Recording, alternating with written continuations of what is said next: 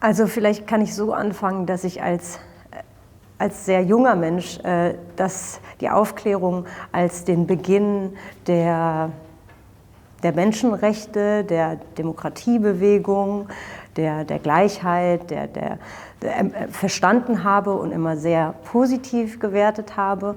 Und gleichzeitig, ich glaube, im Laufe meines Lebens ist da auch zu mehr Differenzierung gekommen ist.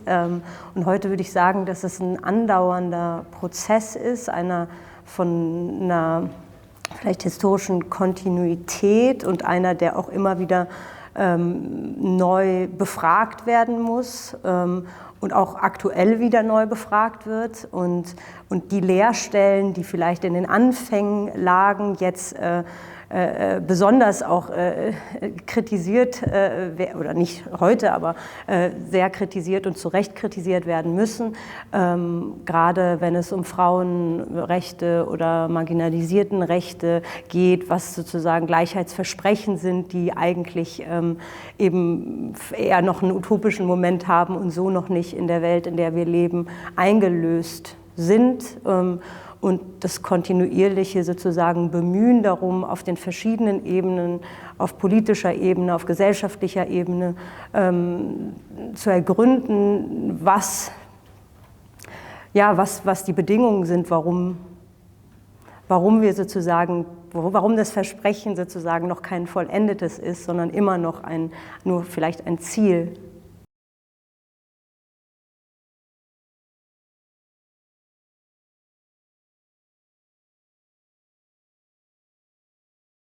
Ja, 1985 war ich selbst 2 Jahre alt, also 2,5 Jahre, als wir nach Deutschland kamen am 24. Dezember 1985.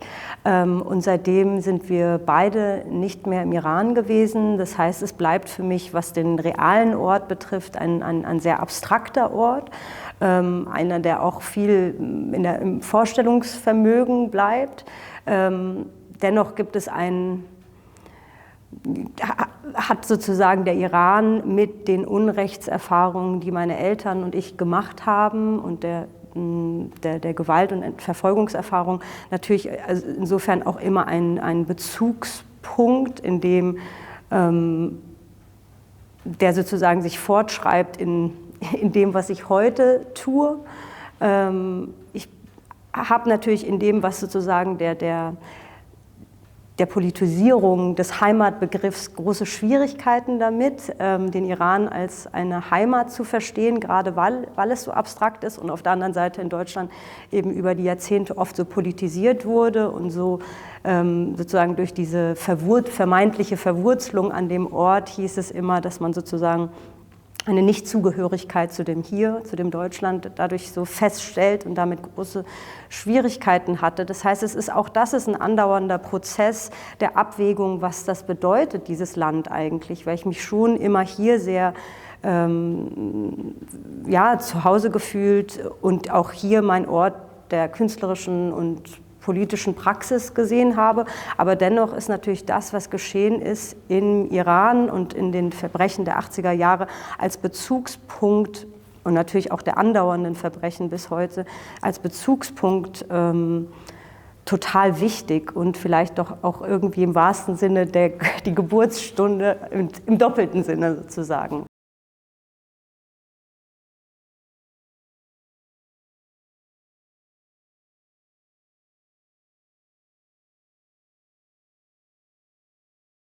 Ich würde sagen, dass die Ermordung von Jina Mahsa Amini im letzten Jahr schon auch eine nochmal neue Zäsur gewesen ist. Und auch wenn ich glaube, dass der politische Widerstand im Iran seit eigentlich des Beginns des iranischen Regimes und dem Fall des Schahs jahrzehntelang sozusagen es verschiedene Formen des Widerstandes gegen diese Diktatur, gegen dieses Regime gab, war doch diese Ermordung von Jina Mahsa Amini ein solcher Schock und gleichzeitig es hatte zur Folge, dass nicht nur ich, sondern viele Menschen, die hier auch in Deutschland zu Hause sind, aber dort vielleicht auf die Welt gekommen sind oder Verwandtschaft hatten, eigentlich konstant in der Beschäftigung mit den Geschehnissen in der Protestbewegung oder der revolutionären Bewegung konstant damit beschäftigt waren. Es hat aber gleichzeitig eine zweischneidige Seite, weil das natürlich auch deutlich gemacht hat, was für eine Ohnmacht das bedeutet, hier so bedingt nur wirksam sein zu können. Und für mich persönlich war es auch nochmal, nachdem ich ja fast 6 Jahre an meinem Film gearbeitet habe, hat es so eine Form von Aktualisierung der etwas, was für mich sehr im Vergangenen stattgefunden hat. Also die Verbrechen der 80er Jahre waren plötzlich, teilweise gab es diese Bilder, die sich so ähnelten an zum Beispiel die Frauenproteste Ende 79 zum Beispiel. Und das war schon eine Form von, eine Gegenwärtigkeit, die plötzlich so, die so ein bisschen hineingestürzt ist in das jetzige Leben. Und trotzdem war da die Folge, okay, was kann man hier machen und wie kann man durch die eigene Arbeit immer wieder darauf verweisen, dass das zwar eine Spezifität hat, die im Iran, und dass man die auch benennen muss und differenzieren muss, und trotzdem, dass das auch etwas hat, was überall in der Welt stattfindet. Also diese Form von Unterdrückung, von Verfolgung, von Entrechtung, verschiedenster Gruppen,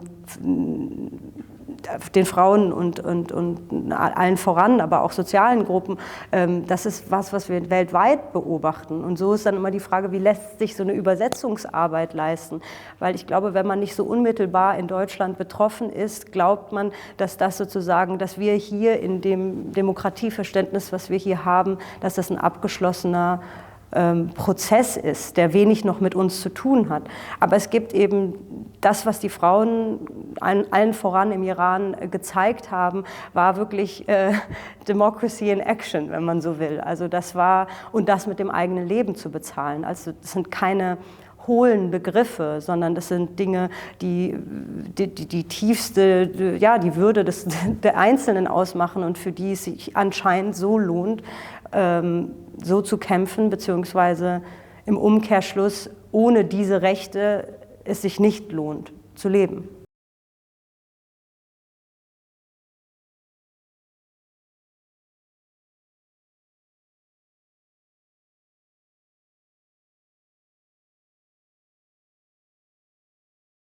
Also ich habe angefangen, an dem Film 2014 zu arbeiten, Ende 2014, und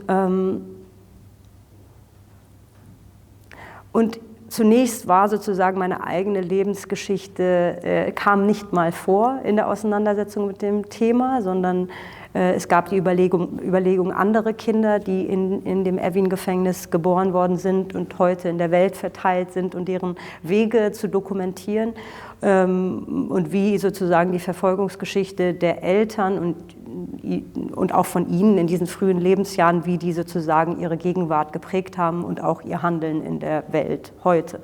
Im Prozess habe ich gemerkt, dass ich die Geschichte nicht erzählen kann und meine eigene aussparen kann, und dass sozusagen in dem Impuls, mich nicht erzählen zu wollen, eigentlich etwas vielleicht auch drinsteckt im Kern, was etwas über die Verfolgungserfahrung auch erzählt und über diesen Widerstand nicht vortreten zu müssen. Ich glaube, der Moment, in dem ich gemerkt habe, dass darin auch ein politischer Akt liegt, vorzukommen, weil eben das iranische Regime in der Ideologie, die sie verfolgt haben, im Gefängnis ja auch explizit versucht hat, die Individuen zu brechen, unsichtbar zu machen, auch den politischen Kampf der Frauen, habe ich gemerkt, dass wenn ich sozusagen ausgehend von meiner Stimme, ausgehend von meiner Biografie und meiner Familie, dass wir sozusagen darin schon ein Widerstand steht und ich sozusagen ein Fenster aufmachen kann, um über viele andere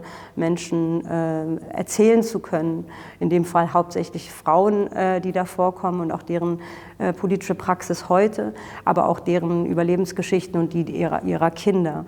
Und der Anlass, wie ich dazu kam, ich glaube, ist so komplex. Ich habe zum einen arbeitet einer meiner beiden Väter ja seit Jahrzehnten schon über die Frage, wie sich Traumata über Generationen transgenerational tradieren und wie sich das sozusagen niederschlägt. Ich glaube, das ist seine Auseinandersetzung ist ein großes ja, ein Vorbild für mich gewesen. Ich habe mich viel da auch mit ihm ausgetauscht. Andererseits habe ich auch viele Jahre schon mit Jael Ronen gearbeitet, eine Theaterregisseurin, die immer das autofiktionale Schreiben oder autofiktionale Arbeiten als Anlass nimmt, oft sich über politische und gesellschaftliche und historische Ereignisse anzunähern und da die auch, ja, ähnlich wie ich das vielleicht versuche, die Schnittstelle zwischen dem Individuellen und dem Kollektiven, zwischen dem Persönlichen, dem Politischen oder gesellschaftlich, ja, und auch ja, vielleicht auch universalen oder so zu befragen. Und ich würde sagen, das waren zwei sehr einflussreiche Erfahrungen, die ich vorher schon hatte. Und dann zu überlegen, okay, was ist die richtige Form? Ich hatte schon ein Theaterstück geschrieben vorher, was sich mit dem Thema beschäftigt hat, und ich hatte den Eindruck, dass das Dokumentarfilm, was ja eigentlich jetzt als Schauspielerin und aus dem Fiktionalen kommt, nicht so meins ist, habe ich gedacht, dass es dadurch, dass die meisten Überlebenden noch leben und die Kinder der Überlebenden in einem Alter sind, wo sie selber schon auch ein fortgeschrittenes Leben und einen eigenen beruflichen Werdegang haben, dass es unbedingt notwendig ist, die realen Personen in den Fokus zu rücken und die sprechen zu lassen, gerade weil es auch keine historische Aufarbeitung im Iran selbst gibt, weil die Täter noch an der Macht sind, weil das Regime immer noch da ist, weil sozusagen eine andauernde diese Gewaltherrschaft noch ist.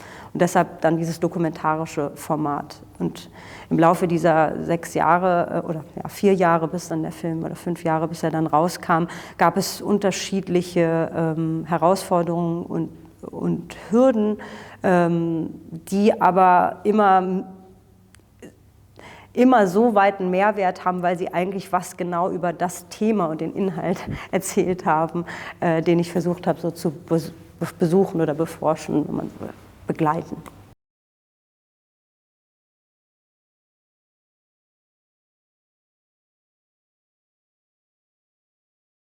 Als Kind von 2 Psychologen oder Psychologinnen, die sehr unterschiedliche Bereiche eingeschlagen haben, also meine Mutter als Verhaltenstherapeutin und Kurt Grümeck als sozusagen Psychoanalytiker, war auch da immer schon ein Widerspruch zu Hause. Also die Psychoanalyse war sozusagen nicht das Einzige der Auseinandersetzung, sondern auch immer ja, der Widerspruch quasi im eigenen Haus oder der andere Ansatz.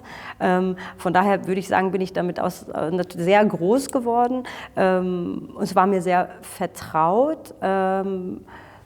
Und ja, der Film lief auch in verschiedenen psychologischen Fachkreisen immer wieder, auch bei PsychoanalytikerInnen, aber auch bei JungianerInnen und wirklich den verschiedensten Leuten, die sich da auch mit auseinandergesetzt haben. Und es freut mich natürlich, weil auch im Laufe der Arbeit und der Recherche habe ich mich viel mit diesen Fragen auch beschäftigt und würde heute sagen, ich weiß gar nicht, ob es es gibt natürlich eine Unterscheidung, aber es gibt sozusagen etwas, was dadurch, dass wir in Filmen, auch im Dokumentarfilm, natürlich mit dem Menschen und den Dingen, die den Menschen bewegen, begrenzen, ja, beschäftigen, zu tun haben, die Geschichte, die jeder Mensch mit sich trägt, sei es die eben biografische, die gesellschaftliche, historische, die sich sozusagen niederschlägt und wie der Mensch damit umgeht.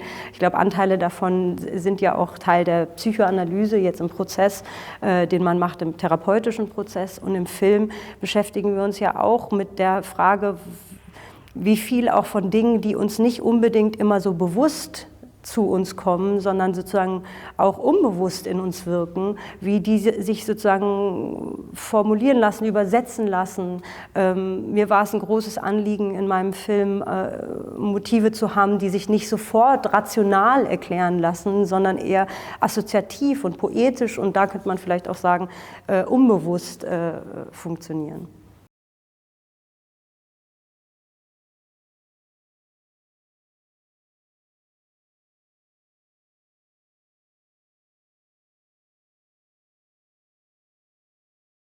diese Position, wo Leute sagen, meine Kunst ist, sozusagen Kunst kann nicht politisch sein oder Film soll nicht politisch sein. Ich sehe das ein bisschen anders. Ich denke, alles ist politisch und alles trägt einen politischen, ich weiß nicht, ob unbedingt Kern, aber einen Teil. Und deshalb kann eigentlich auch nichts nicht politisch sein. Trotzdem glaube ich, dass es einen Unterschied gibt zwischen einer politischen Arbeit und zum Beispiel auch in der Kunst oder im Film engagiere ich mich auch filmpolitisch und die filmpolitische Arbeit stellt nochmal andere Fragen nach Strukturen, nach Gegebenheiten, unter denen Film und Kunst überhaupt erst entstehen kann und warum sie sozusagen, ja, wem welche Zugänge ermöglicht werden und wie wir auch in der Demokratie immer wieder uns darum bemühen müssen, wie ja, unbewusst teilweise Gremien, zum Beispiel in Filmfördergesetzen, wie die besetzt sind und zu gucken, wie kann man die anders besetzen. Und das würde ich explizit als eine filmpolitische Arbeit beschreiben. Ich denke, die künstlerische Arbeit behandelt im Inhalt Themen, die immer auch das politische und bei meiner Arbeit spezifisch auch immer das historische streifen oder auch beinhalten. Und es würde sogar so weit gehen, dass ich sage, sogar ästhetisch formale Fragen haben auch eine politische Komponente. Immer. Aber ich glaube, es gibt auch einen Unterschied zwischen den Fragen, die man künstlerisch stellt, weil sie in einem Dialog mit einer Zuschauerschaft stehen, in der man sehr achtsam damit umgehen muss, inwieweit man didaktisch wird. Und ich glaube, das auf keinen Fall werden sollte, weil das ist nicht, ich glaube schon, dass die Kunst oder der Film eher Fragen stellt und diese Fragen nicht beantwortet, sondern auch wirklich viele Ambivalenzen auch aushalten kann, sowohl in den Figuren, in den Narrativen und das, was behandelt wird. Und trotzdem ist es natürlich auch da ein Widerspruch, weil es gibt natürlich eine Haltung, aus der man heraus erzählt und warum man überhaupt erzählt. Und auch die ist politisch, auch wenn das im Endergebnis vielleicht eben ja kein Aufklärungsfilm sein wird, sondern einer, der ja, viele Fragen stellt im besten Fall.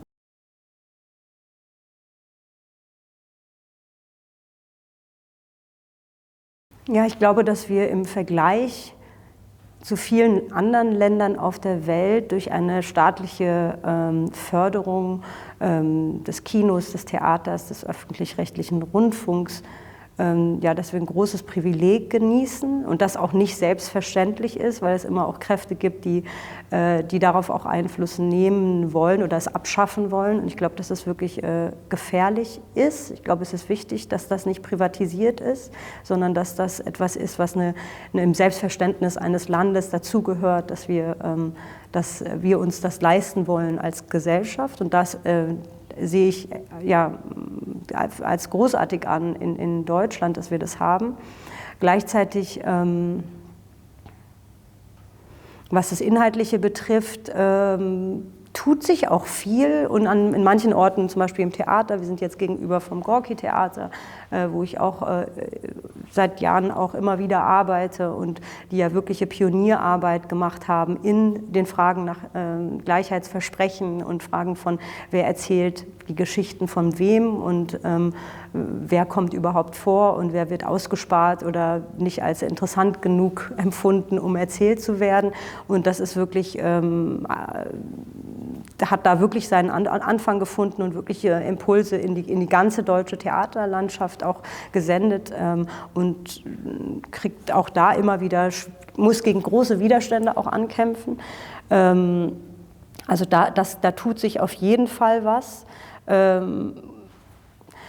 Ja, und trotzdem beobachte ich natürlich auch mit großer Sorge, wie durch das Erstarken von rechtsextremen Parteien und rechtsextremen Strömungen, wie unselbstverständlich das ist. Also die Unabhängigkeit der Arbeit, der künstlerischen und filmischen Arbeit in Deutschland. Das heißt, es gilt irgendwie da auch im Bewusstsein zu bleiben, dass wir dafür gemeinsam Verantwortung tragen, das zu wahren und zu schützen.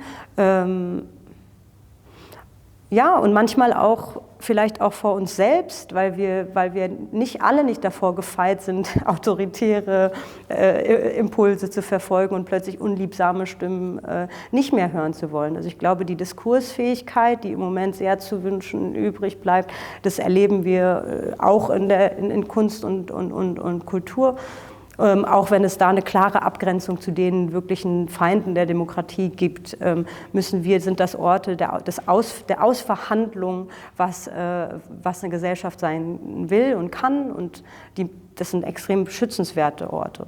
Und was sozusagen das Inhaltliche betrifft, ja, klar schaue ich dann oft in die Welt und schaue mir das Kino oder oft sind meine Referenzen dann auch nicht immer im deutschen Kino zu Hause und da würde ich mir oft auch einen größeren Mut zu einer eigenen Handschrift oder ja, auch zu inhaltlichen Fragen wünschen und da gibt es manchmal so ein bisschen so eine gewisse Trägheit, aber ich finde das eigentlich, ja, da jetzt drüber zu sprechen, würde ja zu weit führen.